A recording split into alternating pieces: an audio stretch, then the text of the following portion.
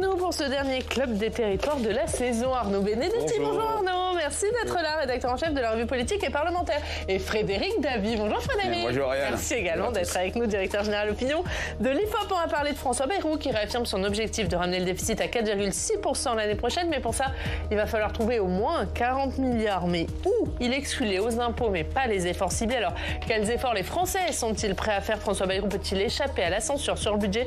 Vous nous direz ce que vous en pensez. Puis Audrey, il n'y a pas que nous qui nous arrêtons ce soir, il y a aussi le Parlement. Fin de session parlementaire, c'est l'heure du bilan. En effet, François Bayrou est souvent taxé d'immobilisme, on verra si c'est vraiment le cas. Et on voit ça dans quelques instants. D'abord, c'est l'heure de l'actualité dans nos régions.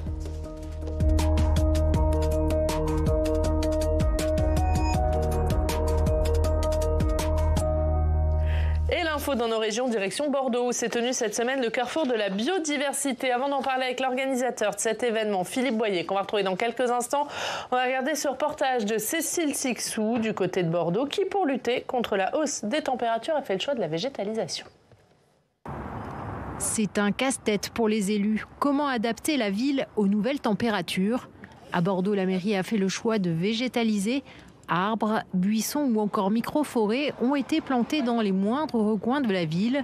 L'artisan de ce travail, c'est Didier Jean-Jean, élu en charge de la nature en ville, venu présenter ses réalisations au Salon de la biodiversité et des territoires. Ça, c'était un no man's land. Aujourd'hui, c'est devenu une place. Quand c'est un croisement en triangle, la tête du triangle, elle est souvent occupée par des zébras et du bitume. Mais là, on a questionné.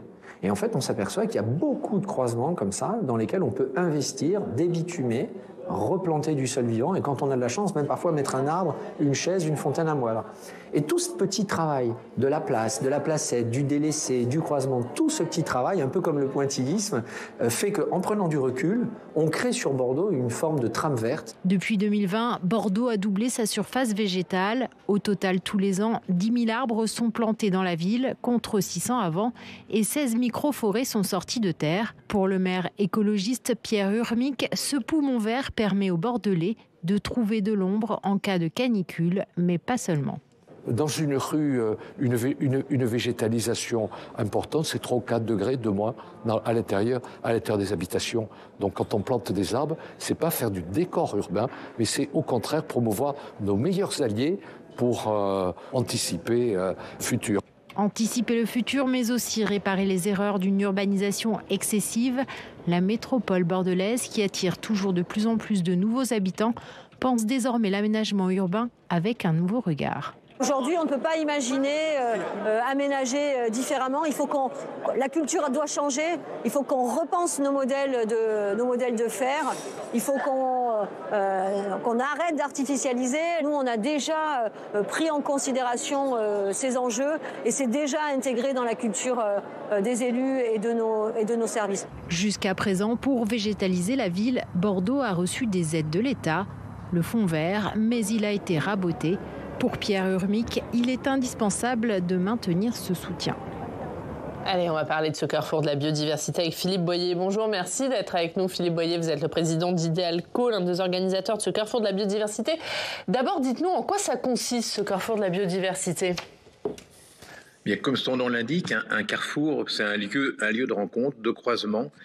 Et l'objet est simplement colossal parce qu'on a affaire à une probable extinction de masse, donc du vivant. Il faut prendre conscience que ce dont il s'agit, la biodiversité, c'est bien sûr mettre des arbres dans les villes pour les bénéfices associés tels que la baisse de température, mais c'est aussi pour réintroduire le vivant dans le monde urbain. Réintroduire le vivant qui, lui, est en pleine décomposition. Je vous donnerai un seul exemple. La population d'insectes sur les 30 dernières années, a diminué de 80%. 80%. Et alors, les insectes, c'est le début d'une chaîne alimentaire, vous savez. Et quand les insectes disparaissent, on ne le voit pas. Mais quand on écoute dans la ville, on n'entend plus les moineaux. Il n'y a plus de moineaux. On ne voit plus d'hirondelles. Elles disparaissent. Il n'y a plus d'alouettes dans les champs. Donc, on est devant un phénomène plus important que le réchauffement climatique, puisqu'il s'agit de la survie du vivant. Et donc cette biodiversité, les collectivités ont la possibilité de la mettre à l'honneur, de la réhabiliter, et on parle d'aménagement, et là il s'agit pour eux de la ménager le vivant dans l'urbain. Et le carrefour de la biodiversité, comme les assises nationales qu'on organise depuis 15 ans, ont pour but de réunir les partenaires, notamment les collectivités, pour essayer d'accompagner un changement de mentalité, de comportement pour toutes les actions locales. Comment vous travaillez avec les collectivités, avec les maires notamment? On imagine que la prise de conscience de l'urgence d'agir est là. Voilà, la prise de conscience vient progressivement, mais très très progressivement. Le vivant est durement attaqué et on en parle épisodiquement quand on parle d'agriculture et de pesticides, mais c'est simplement colossal. Les pollinisateurs disparaissent. Quand les pollinisateurs disparaissent, le blé ne sera plus fécondé. Vous voyez, on est dans un système de biodépendance. L'homme n'est pas souverain et unique maître de la terre. L'homme est associé au vivant, et si on ne reprend pas cette conscience-là, on a donc une catastrophe devant nous. Et alors, les collectivités sont les mieux placées parce qu'elles sont au contact de la population. Donc là, il s'agit d'un changement de mentalité. Et dans beaucoup de villes, plein d'actions diverses sont engagées. Je vous citerai par exemple les villes qui sont spécialisées dans qui installent des ruches, vous voyez, dans les écoles ou dans les lieux publics pour sensibiliser le public au rôle des pollinisateurs. Mais on a vu à Bordeaux tout à l'heure ce qui se faisait. Il y a beaucoup d'autres villes où on introduit le vivant pour permettre au public de comprendre que c'est dans son jardin, à sa porte ou dans son comportement qu'il peut agir pour sauver le vivant. Philippe Boyer, est-ce que les moyens suivent ? Les moyens, il n'y a pas que les moyens économiques. En l'occurrence, le moyen le plus important, c'est le changement de mentalité. Le changement de mentalité qui, depuis le XVIIIe siècle, avec Descartes, on a considéré que l'homme était le maître de la nature. Avant, le comportement normal de la population, c'était de composer avec la nature. Donc on a un grand bouleversement à faire, c'est revenir à ce comportement et à adopter des solutions fondées sur la nature. Alors, on a vu dans beaucoup de villes, par exemple, on transforme la cour de l'école, qui était en bitume, vous voyez, classique, on transforme la cour de l'école pour la désimperméabiliser, pour permettre qu'il y ait de l'eau qui s'infiltre, pour permettre qu'une vie revienne. Et donc, on a là, sur cet exemple-là, besoin de moyens importants. De même, les plantations qu'on a vues à Bordeaux tout à l'heure, ça nécessite de l'argent. Mais je crois qu'au-delà de l'argent, que le plus important, il est dans le changement de comportement. Et ce changement de comportement, il ne peut se faire que s'il y a une prise de conscience. Et on en est au tout début. Merci beaucoup, merci d'avoir été avec nous, Philippe Boyer, président d'Idéalco, pour nous parler de ce carrefour de la biodiversité. Un mot, Frédéric, on l'a vu à Bordeaux, l'enjeu de la végétalisation de la ville. Est-ce que pour ces prochaines municipales, ces questions d'écologie, de biodiversité, ça va faire partie des sujets ? Alors, il y a deux choses. D'un côté, ce qu'on a vu, c'est ce que j'appelle l'écologie de la quotidienneté. Végétalisation, les cours aux écoles, comme ça se fait également à Paris. Et c'est vrai que ça intéresse, ça suscite une adhésion très forte. L'IFOP a réalisé une enquête il y a un peu moins d'un an pour la ville de Bordeaux. Je peux en parler parce qu'elle a été publiée dans Sud-Ouest. Et toutes ces actions sont très fortement soutenues. Mais dans la perspective de mars 2026, et là c'est un vrai changement par rapport à la campagne de 2020. Alors, avant, bien sûr, le surgissement du Covid, on voit que jamais les questions environnementales ont été autant reléguées dans la hiérarchie des déterminants du vote. Elles arrivent quasiment en dernier, alors qu'arrive en tête, on l'avait dit ici, lors de l'enquête IFOP pour l'inspiration politique, la sécurité des personnes et des biens, les finances et la dette, et la santé. C'est-à-dire 3 enjeux nationaux qui ne sont pas traités à l'échelle nationale ou mal traités et qui sont, par ricochet, redescendent à l'échelle locale. Et sur la question du climat, alors qu'il y a de l'intérêt, comme je vous disais, sur ces mesures que Philippe Boyer a détaillées, il y a 2 effets. Un effet, c'est foutu, c'est inéluctable, on n'y arrivera pas. Et un effet qui est très en lien avec l'intérêt des Français pour les questions internationales, un effet que j'appelle « Messieurs les Anglais, tirez les premiers ». C'est-à-dire que les Français nous disent « Nous faisons beaucoup d'efforts ». En matière de lutte contre le dérèglement climatique, mais c'est aux Allemands et leurs centrales à charbon, c'est aux Russes, aux Chinois, aux Américains de faire qui sont moins vertueux que les Français de faire des efforts. Donc on n'est pas du tout dans le contexte de 2020 qui avait amené, dans le sillage des élections européennes, où il y avait une poussée des Europe Écologie Les Verts avec Yannick Jadot, qui avait amené une petite, pas une marée, une vague, mais une petite poussée des Verts avec des villes emblématiques qui avaient été prises, dont Bordeaux. Alors, on va parler de budget, puisque ça reste évidemment au cœur de l'actualité. À quelques jours de dévoiler ses pistes d'économie, ce sera mardi. François Bayrou, hier soir, a assuré que son objectif était bien de ramener le déficit à 4,6%. Il confirme qu'il n'y aura pas de hausse d'impôts, mais il n'exclut pas des efforts particuliers. On voit ça avec Fabien Ricard. Face au mur de la dette, François Bayrou a détaillé sa trajectoire pour ramener le déficit à 3% du PIB en 2029. On est à 5,8, nous allons cette année passer à 5,4 et l'année prochaine, nous allons aller vers 4,6. Et pour cela, il va falloir prendre des décisions difficiles, prévient le Premier ministre. Bien sûr, il va falloir faire des efforts. Bien sûr, il va falloir faire des économies, plus qu'on n'en a jamais fait. Des efforts pour augmenter la production du pays et réduire nos dépenses sociales. Mais le locataire de Matignon écarte l'idée d'une augmentation des impôts pour les plus riches, réclamée à gauche. Je ne crois pas que ce soit par l'impôt qu'on résout des problèmes de cet ordre. Je pense que la bonne approche, c'est la dépense publique. François Bayrou doit détailler mardi ses pistes pour trouver au moins 40 milliards d'euros dans le prochain budget, sous la surveillance du RN, qui a évité jusqu'à présent la censure à son gouvernement. Le RN qui réclame justement une autre réforme qui tient à cœur à François Bayrou, l'instauration de la proportionnelle. Je suis acquis à l'idée de la proportionnelle depuis longtemps. Mais je ne vais pas en faire un échange de bons procédés. On n'est pas en marché aux bestiaux. Un sujet qui devrait être tranché par référendum, souhaite le Premier ministre, qui a également annoncé la création d'une banque de la démocratie pour améliorer le financement des partis politiques. Bon, référendum, mais pas pour ça. Et on va évidemment revenir sur ce sujet.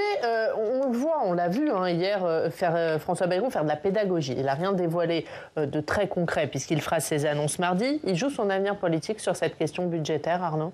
Oui, vraisemblablement. On le sait depuis le début. Et d'ailleurs, la plupart des forces politiques l'ont annoncé, et à commencer par ceux qui, jusqu'à présent, depuis que François Bayrou est arrivé à Matignon, ne se sont associés à aucune motion de censure déposée par la gauche, le Rassemblement national. Le Rassemblement national a clairement dit que ça serait là le moment de vérité et qu'ils attendent évidemment des gestes du Premier ministre, vraisemblablement en faveur des catégories populaires qui constituent quand même le cœur de leur électorat, pour se déterminer ou non à voter la censure. Mais le problème est toujours le même. Si vous voulez, dans une assemblée, et il nous ramène un an en arrière, c'est-à-dire dans une assemblée nationale où vous avez 310 députés qui à tout moment peuvent voter la motion de censure, il est évident que le gouvernement est dans une situation de très haute précarité, quel qu'il soit, que ce soit M. Bayrou à la tête de ce gouvernement ou un autre. Je crois que le problème reste fondamentalement le même, quel que soit encore celui qui est à Matignon. Après... Bon, on verra bien, parce que les annonces de quand même... Après, c'est l'impact, si vous voulez, des mesures d'économie qui seront prises et dévoilées par le gouvernement sur un certain nombre de catégories sociales qui va déterminer le vote d'une censure tant à gauche que du côté du Rassemblement national. On voit bien qu'en tout cas, il vient d'envoyer un signal qui ne sera certainement pas très bien pris par la gauche, en l'occurrence, lorsqu'il dit que de toute façon, l'impôt sur les plus riches est une piste qui ne sera pas, en tout cas, prise en compte. Donc, il semble, en tout cas, considérer, en disant cela, une interprétation, on verra bien évidemment lorsqu'il fera ses annonces, mais que du côté de la gauche, il n'y a peut-être rien à attendre, sauf s'il parvient encore une fois, comme il l'a fait lors du début de son mandat à Matignon, à détacher le Parti socialiste du reste du nouveau Front populaire. Ce qui ne sera pas évident, parce qu'en plus on sera à quelques mois des élections municipales et que les enjeux municipaux vont aussi déterminer le positionnement des groupes parlementaires, notamment à gauche. Et Arnaud, vous le disiez, il y a cette menace de censure, notamment de la part du Rassemblement national. On va écouter justement le vice-président du parti, Sébastien Chenu, c'était ce matin sur TF1, pas franchement convaincu par François Bayrou hier soir. Le problème avec François Bayrou, c'est que vous ne savez pas sur quoi vous pouvez, ne serait-ce que avancer, parce que c'est un espèce d'enfumage permanent. Ce qu'il fait pour le pays est honteux. En réalité, ne rien faire. Qui est-ce qui peut nous dire un truc qu'a fait François Bayrou depuis un an ? Sincèrement, c'est vraiment zéro, nul. Je trouve que c'est criminel pour le pays. Il nous place dans des situations excessivement difficiles. Aujourd'hui, il prend un chemin. Hein. Il est en train de le prendre, le chemin de la censure. Mais c'est lui qui est en train de le prendre. Il prend le chemin de la censure, Frédéric. Est-ce que les Français, ils ont envie d'une censure de François Bayrou? Alors, ce n'est qu'un sondage, mais oui, dans une enquête IFOP fiduciaire pour Sud Radio diffusée il y a une semaine, on a 57% des Français qui sont favorables à une censure. C'était moins de 50-50 il y a quelques mois. Et ce qui est très intéressant de noter, c'est que les plus ardents défenseurs d'une censure et donc d'une chute du gouvernement Bayrou, ce sont les sympathisants électeurs Rassemblement National et France Insoumise, c'est-à-dire les deux extrêmes du spectre politique. Alors ce que dit Sébastien Chenu, avec une certaine dureté, pardon, mais c'est exactement ce que nous disent les Français, notamment dans le baromètre IFOP-JDD. La grille de lecture de François Bayrou, tel qu'il est évalué par les Français, c'est l'inaction. C'est il ne se passe rien. C'est qu'est-ce qu'il a fait depuis un an pour les Français? Est-ce qu'il a respecté la promesse du politique qui est en échange de mon vote, moi, politique, je m'engage à résoudre des problèmes, à améliorer la situation, pour reprendre le célèbre slogan ou antienne mitterrandienne des années 70, changer la vie. Et c'est vrai que Arnaud l'a très bien dit, c'est le péché original, c'est cette chambre introuvable. Les Français sont même parfois plus durs quand ils regardent le rapport de force, qui fait que rien n'est possible. C'était la même grille de lecture s'agissant du prédécesseur de François Bayrou, Michel Barnier, mais lui, Barnier avait une image personnelle étincelante que n'a absolument pas François Bayrou. Quand on regarde le baromètre IFOP-JDD, qui est le plus ancien de la Ve République, il a le record absolu de mécontents pour un Premier ministre, 80%. Alors, effectivement, je ne sais pas s'il va vers la censure, mais il n'y aura pas un mouvement de sympathie des Français pour en empêcher. Maintenant, ça se passe à l'Assemblée nationale. Mais justement, pour les Français, depuis le 7 juillet, on vit une éclipse du politique. Ça ne se passe plus à l'échelle nationale, d'où la recherche d'acteurs périphériques, l'entreprise et surtout les élus locaux et les maires, on en a parlé. Voilà, et Sébastien Chenu qui disait qu'il peut me dire ce qu'a fait François Bayrou depuis un an. Audrey, c'est vous qui allez nous le dire, puisque François Bayrou, il est souvent accusé d'immobilisme. Vous êtes penché justement sur le bilan de l'action de François Bayrou ces derniers mois. Quels sont les grands textes qui sont passés au Parlement depuis qu'il est Premier ministre? D'abord, il y a le budget 2025, il faut le dire. Le même qui a vu tomber Michel Barnier sur fond de censure. François Bayrou a réussi à donner des gages au Parti socialiste pour éviter d'être sanctionné. On se souvient qu'il avait notamment lancé le fameux conclave sur les retraites qui s'est terminé par un échec. Mais à l'époque, ça avait permis de faire voter le budget. Autre point dans son escarcelle, la loi narcotrafic qui crée un paquet spécialisé contre la criminalité organisée et qui marque aussi l'avènement d'un nouveau régime carcéral d'isolement pour les trafiquants les plus dangereux. Vous allez nous donner un nouvel arsenal législatif. Mais mieux que cela, nous allons gagner ce combat parce que la volonté est là. Et en politique, la volonté, c'est ce qu'il y a de plus fort. Mais bon, Oriane, il faut quand même rendre à César ce qui appartient à César. Le texte a été voté sous l'ère François Bayrou, mais il récolte les points d'une loi qui est surtout issue de travaux parlementaires au Sénat, les travaux des sénateurs Étienne Blanc pour les LR et Jérôme Durain pour le Parti socialiste. Ils avaient déposé ce texte dès le mois de décembre 2024. Alors, il y a eu des textes plus compliqués aussi. Oui, on pense notamment à la fin de vie qui a été adoptée à l'Assemblée nationale et qui doit être examinée au Sénat à l'automne prochain. Mais on se souvient que le texte a été coupé en deux par François Bayrou, avec une partie sur l'aide active à mourir et une autre sur les soins palliatifs, ce qui a fait bondir jusque dans sa majorité Yael Braun-Pivet, la présidente de l'Assemblée, ou encore Agnès Pannier-Runacher, la ministre de la Transition écologique. Plus récemment, il y a eu la loi Duplon qui autorise la réintroduction de l'acétamipride, un néonicotinoïde interdit en France depuis 2018. Loi adoptée sans examen à l'Assemblée nationale pour cause de motion de rejet. Et puis hier, l'adoption de la loi Paris-Lyon-Marseille qui doit changer le mode de scrutin pour les municipales dans ces villes, adoptées malgré un rejet du Sénat. Donc on voit, il y a quand même quelques passages en force. Mais ce qu'il faut souligner aussi, c'est que tous les textes dont je vous ai parlé, ce sont des propositions de loi issues de travaux parlementaires et pas du gouvernement. Elles sont donc plus faciles à faire adopter par les parlementaires. Il y a un revers de la médaille dans ces cas-là. Pas d'avis du Conseil d'État et surtout pas d'études d'impact, comme c'est le cas avec un projet de loi. Donc on ne sait pas quel sera l'impact de ces lois. Merci beaucoup Audrey. Frédéric, on le voit, il y a quand même eu des choses qui ont été faites au Parlement. Est-ce qu'on peut taxer François Bayrou d'immobilisme? Est-ce que c'est l'opinion des Français? C'est comme ça que les Français le voient. Je parlais de cette grille de lecture en termes d'inaction qui est vraiment enquistée, qui est extrêmement forte. C'est vrai qu'au moment où le budget a été voté, les Français ont moins salué l'action que l'habileté manœuvrière, la capacité de dialogue de François Bayrou. Alors, on n'en a pas parlé, mais ça fait partie de son bilan tel que les Français le perçoivent. L'affaire Betterame lui a fait énormément de mal. C'est un vrai poison lent. Ça feuilletonne, ça rebondit, de nouvelles péripéties émergent. Et c'est vrai que ça a touché François Bayrou.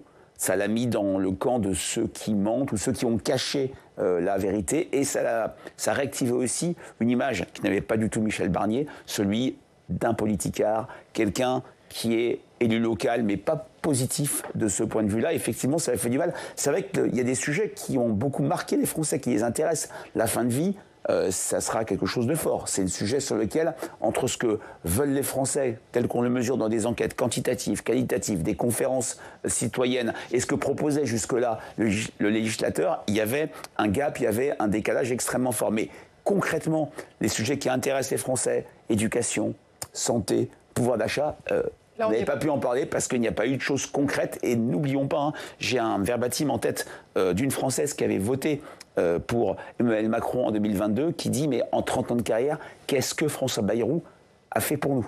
En contraste, l'IFOP a réalisé une enquête sur les services à la personne, sur le bilan de cette loi Borloo. Jean-Luc Borloo, voilà un homme politique où beaucoup de Français, spontanément, peuvent citer des choses concrètes qu'il a fait pour améliorer la vie des gens. Arnaud.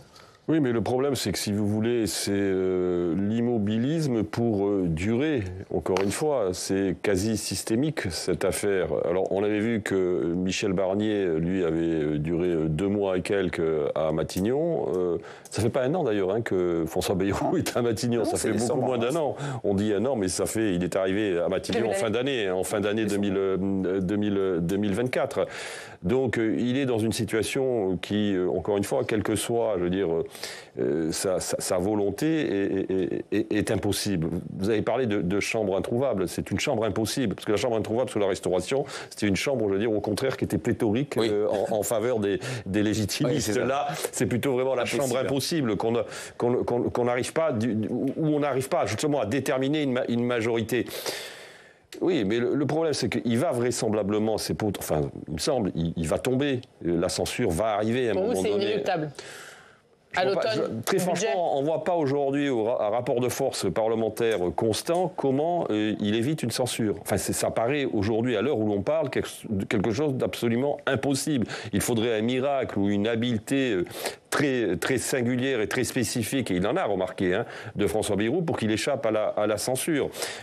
Sauf si le Rassemblement national, au dernier moment, pour d'autres raisons qui sont liées notamment, par exemple, au calendrier judiciaire de Marine Le Pen, décide de ne pas s'associer à cette censure pour ne pas provoquer une éventuelle dissolution.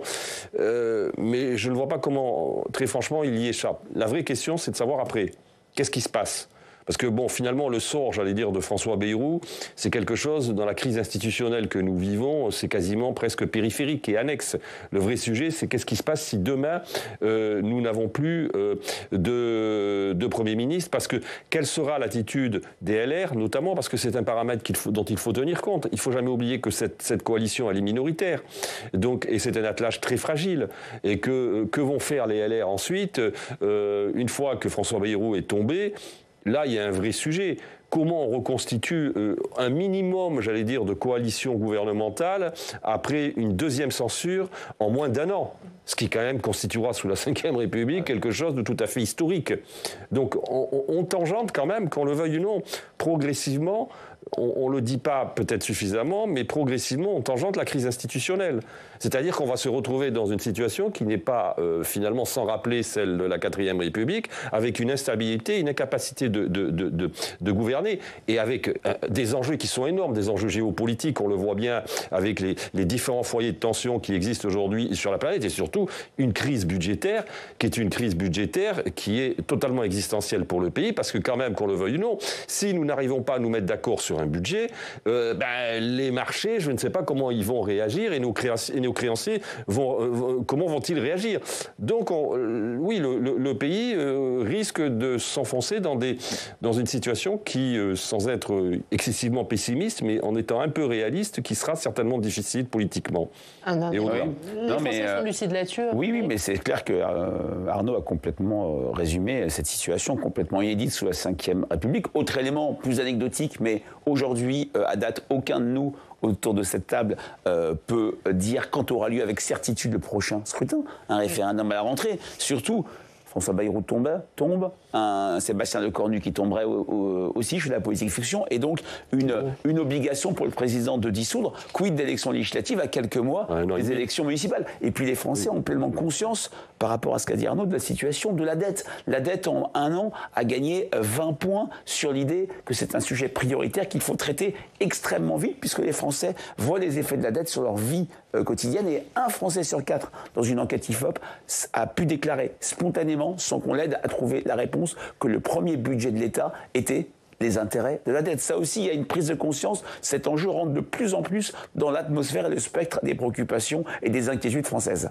Allez, c'est vendredi, c'est les vacances. On va terminer par une note plus légère. On vous emmène découvrir notre patrimoine. Le vendredi, on va à l'Opéra de Paris. Le programme Ado Apprentissage de l'Orchestre est le premier orchestre lyrique de jeunes de France. Il a été créé pour encourager les jeunes dans leur pratique musicale. Une opportunité pour 80 musiciens de moins de 16 ans de se produire au Palais Garnier. Elsa Gavinet et Flavie Vellas ont suivi une jeune violoncelliste.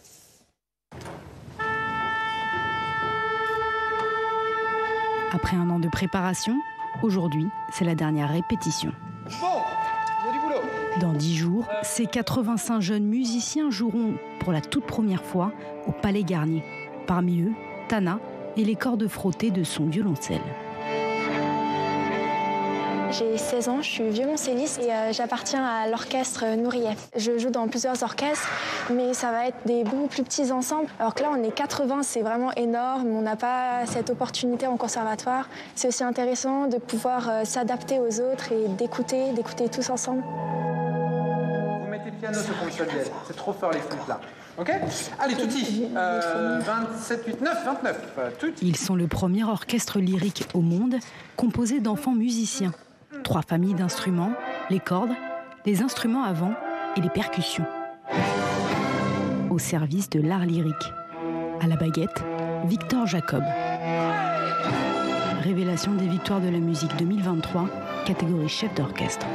Une scène est toujours vivante, un moment live, de musique live est toujours vivant. Ce que je cherche, c'est que les cordes jouent avec la même longueur d'archet, à la même place d'archet, que les bois jouent avec le même son homogène, la même justesse, la même articulation. Ces qualités musicales, on les voit tout de suite chez les jeunes. Moi, je vois ceux qui sont plus ou moins ouverts à l'autre. Et c'est pour ça que je cherche à créer justement ces orchestres qui s'écoutent, qui jouent ensemble. C'est pour être capable de tout. Le jour J est arrivé. Dans 3 heures, Tana et l'orchestre Nourrief joueront devant plus de 2000 spectateurs sur une scène mythique depuis 150 ans, le Palais Garnier. Le tempo doit être impeccable. Ils accompagnent 2 solistes de renommée internationale, la soprano Ilana Lobel-Torres et Laurent Naouri, baryton. 1, 2, 3,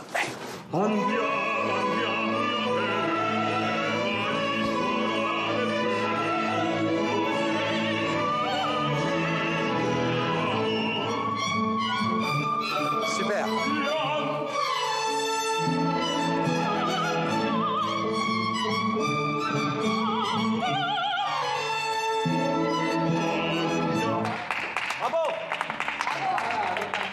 Si je pouvais donner un conseil aux jeunes musiciens et musiciennes qui veulent se professionnaliser, c'est aussi l'ouverture.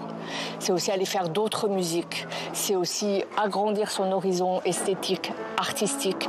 Et ensuite, c'est travailler dans la régularité.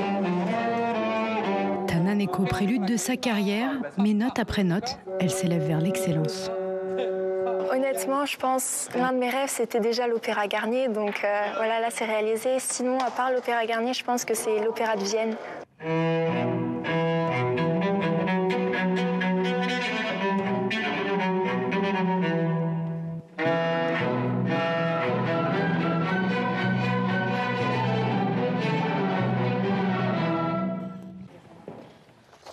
Et on va terminer en regardant ce qu'il y a à la une de nos quotidiens régionaux tout de suite avec Audrey.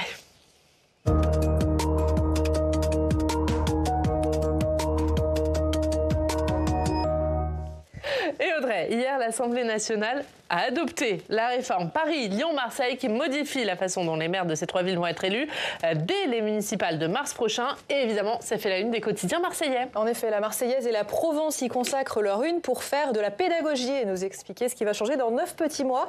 On modifie quand même tout un système qui est en place depuis 1983. Le Conseil constitutionnel doit dire s'il censure la loi d'ici un mois. Si ce n'est pas le cas, eh bien, les candidats vont devoir ratisser le terrain et ne plus privilégier ce que faisaient certains, les arrondissements qui rapportent le plus de conseillers. Autre changement, la campagne reposera encore plus sur la tête de liste qui devra incarner la dynamique sur son seul nom.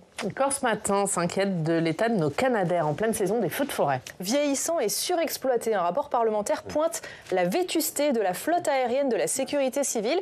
12 canadaires en tout et leur utilisation intensive, notamment en mer, accélère leur vieillissement, si bien que l'été dernier, eh bien, ces 12 canadaires, ils ont dû être immobilisés au moins quelques jours. Pourtant, on s'en souvient, après les gigafeux en Gironde en 2022, Emmanuel Macron avait promis le remplacement de ces engins.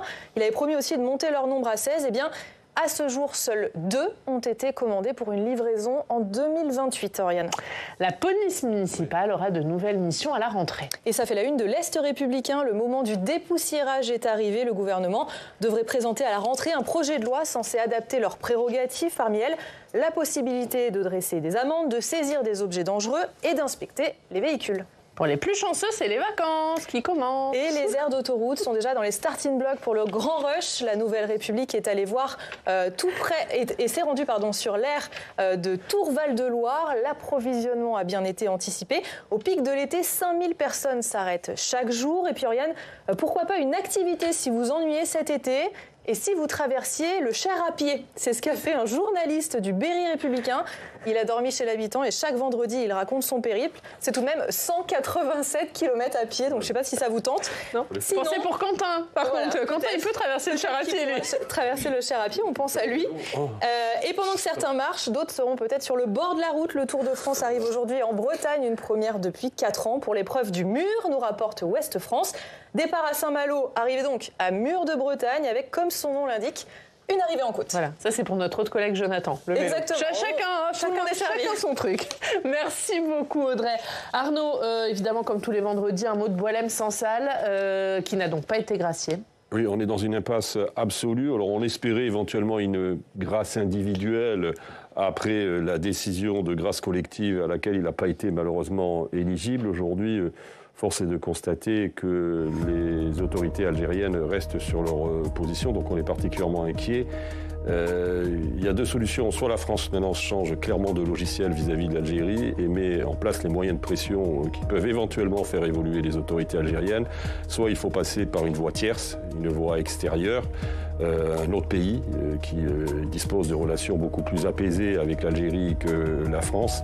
Mais hors ces 2 voies, nous ne voyons pas de solution, si vous voulez, si on continue à rester dans une stratégie de discrétion et de retenue qui, force est de le constater maintenant, on est obligé d'en faire le bilan, depuis 7 mois, n'a donné strictement aucun résultat. Merci Arnaud, merci de nous parler de Boualem Sansal.